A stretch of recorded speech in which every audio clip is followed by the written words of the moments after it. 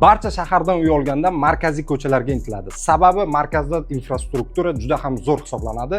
Men sizlarga bugun markaziy ko'chalarimizdan biri bo'lgan Bog'shamol ko'chasidan 3 xonali kvartirani obzor qilib bermoqchiman. Bu yerda ko'rishingiz mumkin zalimizda TV zonalari juda ham chiroyli qilingan, o'rtaga stullar qo'yilgan, neoklassika uslubida remont qilingan kvartiramiz 3 xonalik 105 metr kvadrat maydonga ega.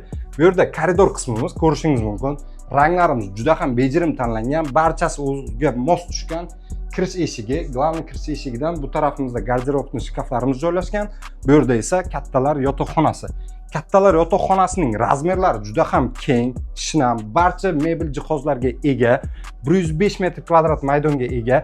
Bog'shamol ko'chasida bu yerdagi infrastruktura juda ham zo'r. Maktab ismi, supermarket, bozor, katta ko'cha barchasi bir qadam. Bu yerda esa bolalar yotoqxonasi joylashgan, barcha shinam qulayliklarga ega jihozlar mavjud.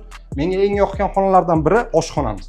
Ko'rishingiz mumkin, oshxonamiz keng, barcha texnikamiz mavjud, televizorlarimiz o'tirishga o'rtada stullar, bu tarafda esa o'zining balkoni ham mavjud. Do'xtirning katsi o'lchimiga o'xshash taqir-tuqurlar o'sha tarafda turadi.